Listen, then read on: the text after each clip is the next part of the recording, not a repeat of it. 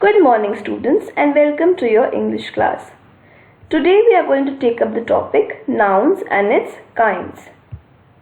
Now, what is a noun? A noun is a word that names something such as a person, place, thing, or an idea. Let us look at the next slide to understand the sentence properly. Sachin Tendulkar is a great cricketer. Sachin Tendulkar over here is the name of a person. I visited the Red Fort. Red Fort here is the noun and it is an example of a place. I do not have the book. Book over here is the noun and it is the example of a thing. He is known far and wide for his bravery.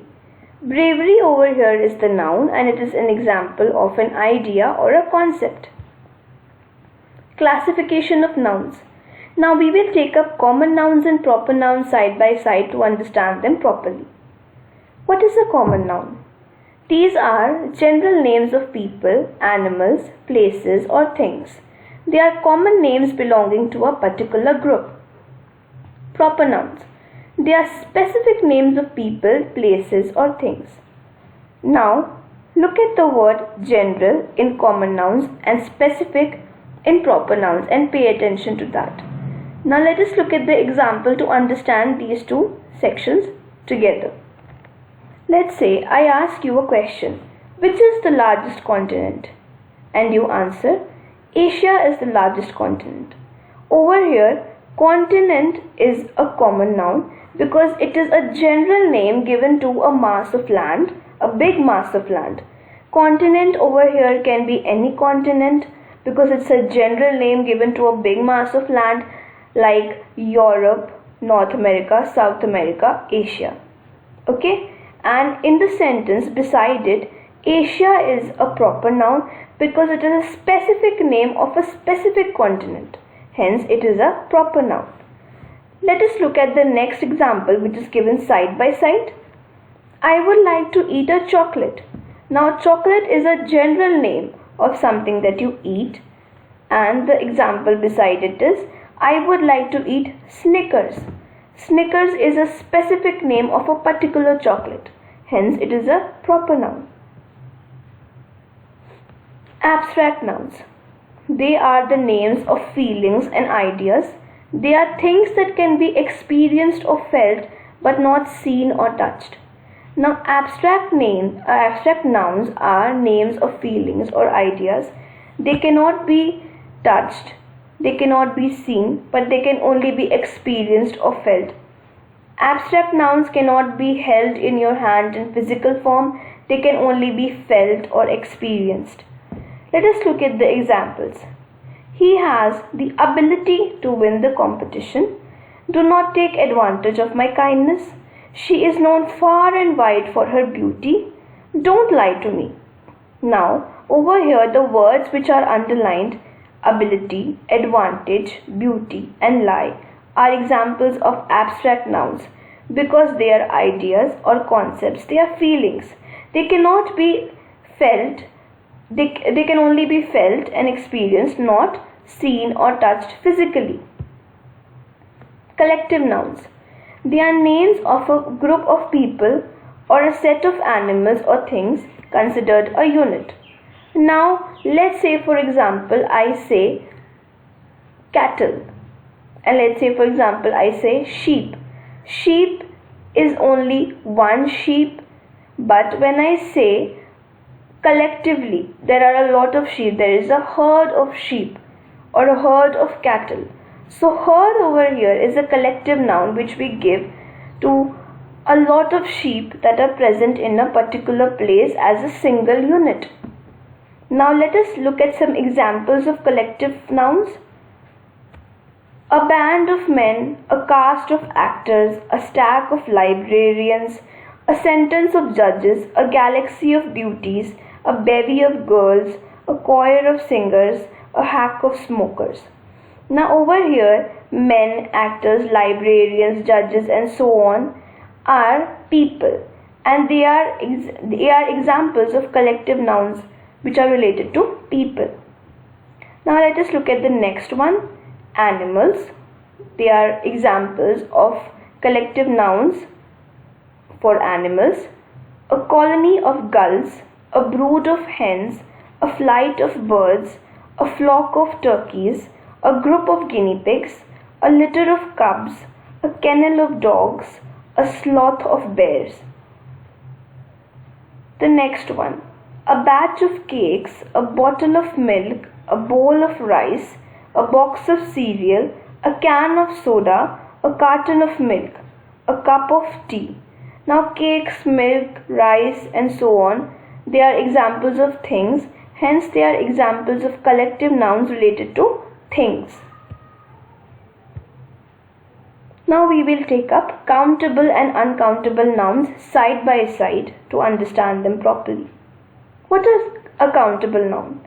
They are nouns that can be counted. Uncountable nouns, they are nouns that cannot be counted. They do not have plural forms. Now we will take the examples to understand this concept properly. The examples for countable and uncountable nouns are given side by side to understand them. Now, you need to use 3 eggs. Over here, eggs can be counted because you are saying 3 eggs. Let's take this example. Let's take an incident. You are making a cake and I say you need to use 3 eggs. So eggs can be counted. How many eggs you need to put in the cake? You need to put 3 eggs. And then you are whisking the eggs and then let's say you spill some egg. So I say there is some egg on the floor. Now can you count this some egg which fell on the floor? You cannot count them. So hence over here it is uncountable.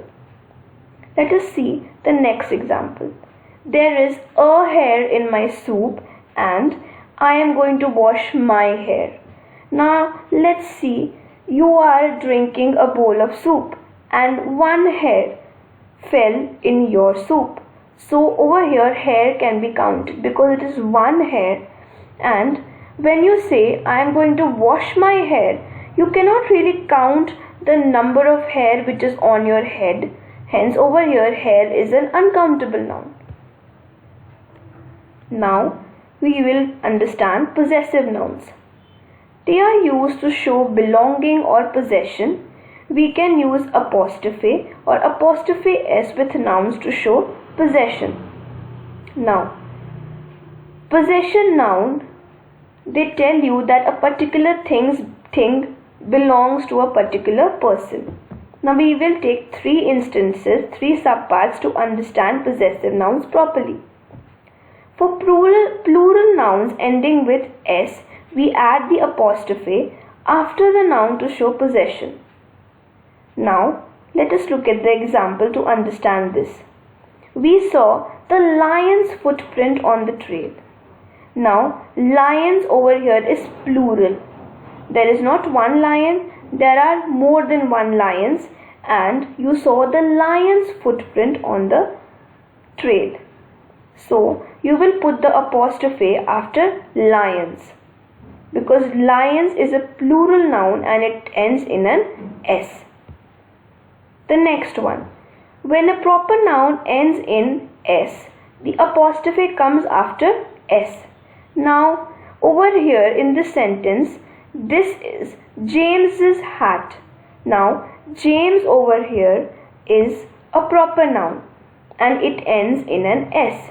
So how are we going to show possession that this hat belongs to James? So we put an apostrophe after James and we will show that this particular hat belongs to James. Now the third subpart. For compound nouns, the apostrophe is added to the last word to show possession. Look at the sentence which is given in the example. This is my sister-in-law's house. Now, sister-in-laws. This is a compound word. Sister-in-law is a compound word. And over here the apostrophe is added after sister-in-law, after the W, to show possession. This house belongs to my sister-in-law.